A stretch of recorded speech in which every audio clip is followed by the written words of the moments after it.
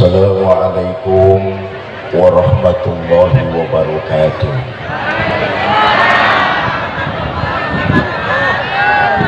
Bismillah walhamdulillah, salatu wassalamu ala rasulillah Sayyidina Muhammad ibn Abdullah wa ala alihi wa sahbihi wa mawalah. Yang mulia para ulama, para kiai, para asatidz dan asatizah, yang saya hormati para tokoh masyarakat, bapak-bapak pejabat pemerintah baik sipil, TNI maupun Polri, panitia peringatan Maulid Nabi serta DKM Masjid Al-Hidayah, ibu bapak, saudara-saudara yang saya cintai. Maka pantas kalau manusia yang paling berhasil di muka bumi, orangnya tidak lain adalah baginda Nabi besar Muhammad SAW. Manusia yang paling berhasil di dunia adalah Nabi kita Muhammad SAW.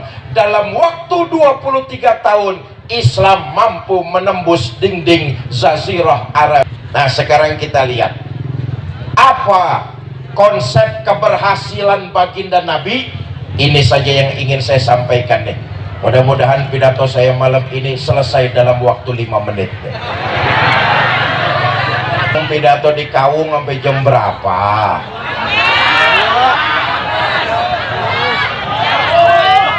Sampai jam 1. Lo ngundang apa ngontrak lo? Ikut patungan 5.000 nawar sampai jam 1. Bapak Ibu saudara-saudara, bersumber dari Ummul Mukminin Sayyidah Aisyah radhiyallahu anha, istri baginda Nabi, ada menjadi manusia yang berhasil karena beliau membagi waktunya sehari semalam menjadi 3 bagian. Nih kunci keberhasilan Nabi nih. Beliau membagi waktunya sehari menjadi 3 bagian. Sepertiga bagian pertama digunakan untuk ibadah, sepertiga bagian kedua digunakan untuk tugas, dan sepertiga bagian yang ketiga digunakan buat keluarga. Jadi ada waktu untuk ibadah, ada waktu kerja, ada waktu ngumpul sama keluarga. Jelas?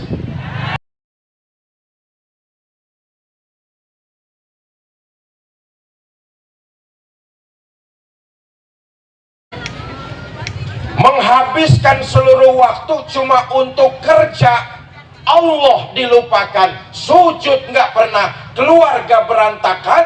Orang macam ini bukan juga orang yang terbaik. Ada lagi orang yang seluruh waktunya dihabiskan bersama keluarga aja. Tiap hari kerjaannya ngumpul sama keluarga. Bahasa Jermannya, mangan orang mangan sing penting. Orang macam ini bukan juga orang terbaik. Menteladani hidup baginda Nabi, Ummul Mukminin Sayyidah Aisyah menyatakan Rasulullah membagi waktunya sehari menjadi 3 bagian. Ayo kita lihat. Pertama, sepertiga waktu Nabi digunakan untuk ibadah, khususnya ibadah sholat. Saudara, Nabi Muhammad adalah manusia yang paling mulia akhlaknya. Betul apa tidak?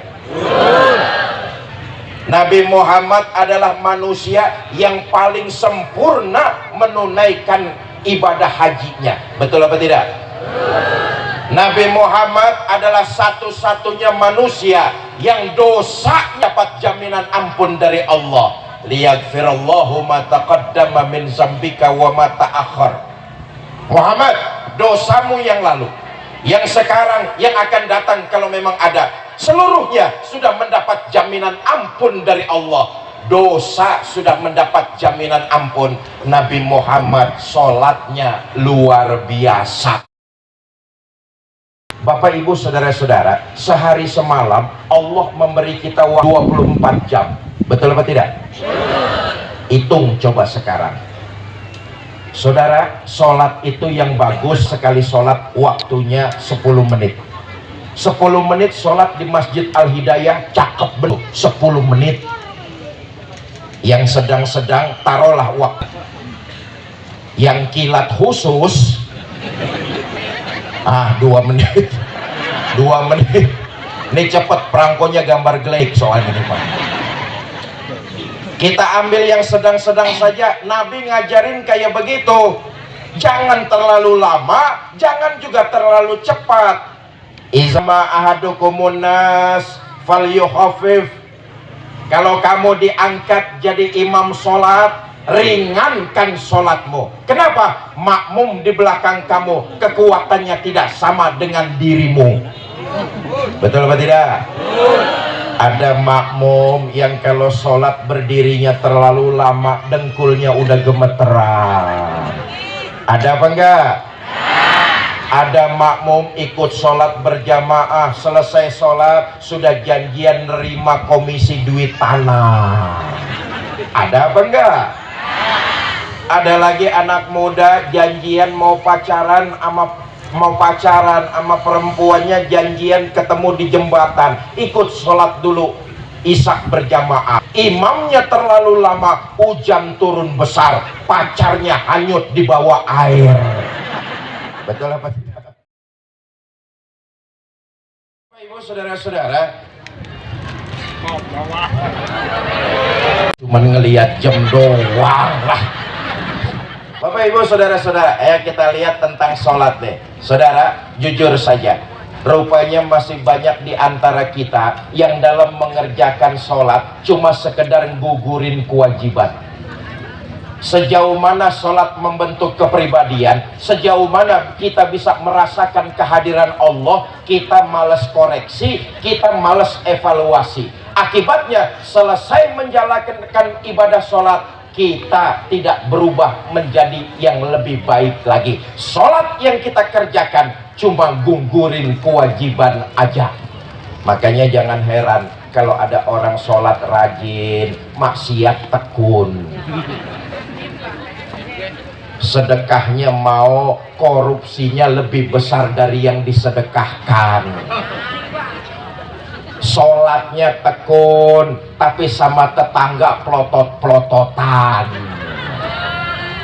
Ada di Kaung kayak begitu? Ada? Nggak ada di sini, nggak ada. Oh, saya tadi dikasih tahu sama tokoh masyarakat, Ustadz, warga kampung Kaung mah mereka orang-orangnya baik semua Ustadz, nggak ada yang musuhan sama tetangga. Saya bilang bagus, tapi di kampung sebelah tuh walaupun sholatnya rajin, tapi sama tetangganya tetap aja musuhan. Sholatnya tekun, sama tetangga berantem hobi. Di kampung sebelah, woi, kampung sebelah. Saya tanya, orangnya katanya pindahan dari kampung kau.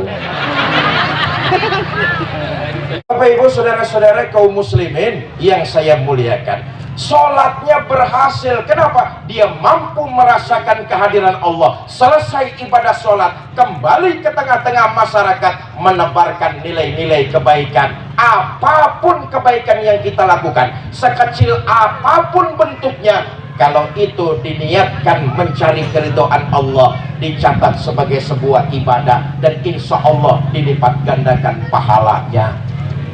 Nih Bapak Ibu, malam ini ikut maulid di Masjid Al-Hidayah, niatnya mencari keridhaan Allah. Ini mudah-mudahan dicatat sebagai sebuah ibadah dan dilipat gandakan pahalanya. Bukan cuma itu, selesai nanti pembacaan doa, kembali kita ke rumah masing-masing. Sepanjang perjalanan kita, Allah rontokkan salah dan dosa-dosa kita. Bapak ibu saudara-saudara kaum muslimin yang saya cintai, kalau sholat yang kita dirikan, kalau sholat yang kita kerjakan berhasil, kita menjalin komunikasi yang baik kepada Allah, kita sanggup merasakan kehadiran Allah, kembali ke tengah masyarakat, kita jadi manusia yang bermanfaat. Contoh, seorang istri kalau sholatnya baik dan benar, selesai dia mengerjakan sholat, kembali ke tengah-tengah keluarganya, dia akan jadi istri yang jauh lebih baik. Apa misalnya? Dia akan selalu menghargai dan menghormati suaminya. Mau kemana-mana tentu izin sama suami. Ya Bu? Ya Bu? Bu? Nah, gantian budeknya ibu-ibu sekarang. Mau kemana-mana tentu izin sama suami, cium tangan suaminya. Tadi mau maulid ngaji, izin gak sama suami nih? Cium tangan suaminya. Boro-boro cium tangan, yang ada campur merentah. Kang, saya mau arisan, jemuran kalau hujan angkatin ya Kang. Bapak Ibu, saudara-saudara kaum muslimin yang saya cintai, ini semuanya nih pasti bakalan paeh. Betul? Bapak-bapak yang di depan saya ini pasti bakal mati apa tidak? Mati. Ibu-ibu yang di bawah tenda pasti bakal mati apa tidak? Mati. Ketua panitia bakal mati apa enggak? Mati. RT bakal mati apa enggak RT? Mati. Saya yang lagi diri di sini bakalan mati apa tidak?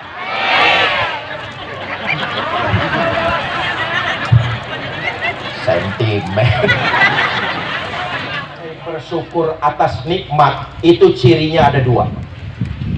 Pertama, urusan agama, urusan akhirat, orang yang pandai bersyukur lihatnya ke atas.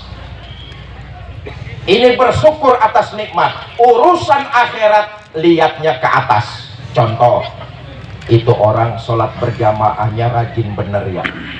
Kenapa saya enggak? Itu orang ngajinya tekun bener ya.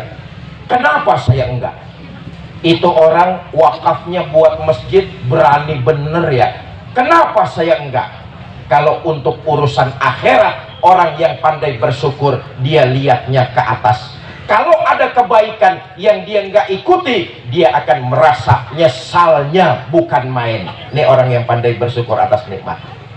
Sebaliknya, untuk urusan dunia lihatnya ke bawah. Kalau urusan dunia lihatnya ke bawah, itu nanti yang akan muncul jiwa syukurnya. Punya mobil, kalau dia bersyukur dia akan berkata, alhamdulillah saya punya mobil. Tetangga saya cuma punya motor, lalu mobilnya dibawa buat ngaji. Hei, hei. Yang punya motor kalau dia pandai bersyukur, dia akan berkata, alhamdulillah saya punya motor, tetangga saya cuma punya sepeda. Yang punya sepeda kalau dia pandai bersyukur, dia akan berkata, alhamdulillah saya punya sepeda, tetangga saya kemana-mana jalan kaki. Yang jalan kaki kalau jiwanya bersyukur, dia akan berkata, alhamdulillah saya masih bisa jalan, tetangga saya stroke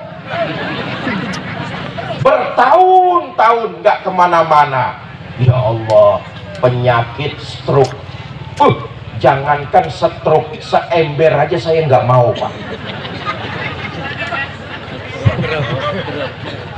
Kalau dia pandai bersyukur, alhamdulillah saya masih hidup, sebelah rumah saya mati nggak balik lagi.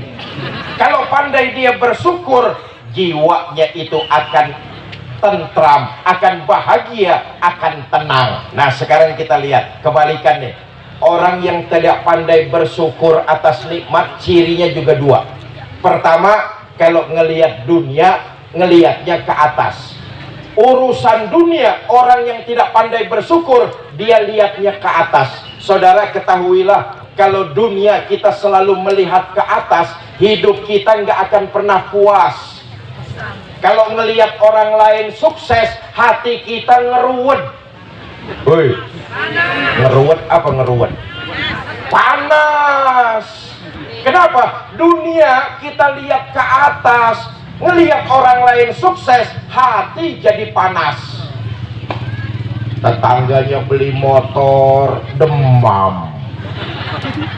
Tetangganya beli mobil, opnam. Di rumah sakit dengar tetangganya bangun rumah, modar sekalian. Bapak Ibu saudara-saudara, sudah jam 8 lewat 3 jam ini.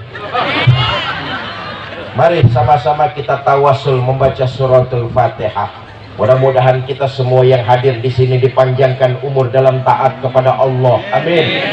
Diberikan kita rumah tangga yang sakinah, mawadah dan rahmah. Dikaruniakan kita keturunan yang soleh dan soleha. Diwafatkan kita dalam kondisi husnul khatimah. Di akhirat nanti kita diaku sebagai umat baginda Nabi dan mendapat syafaat beliau. Bitil kalniyah. Waalaikum warahmatullahi wabarakatuh.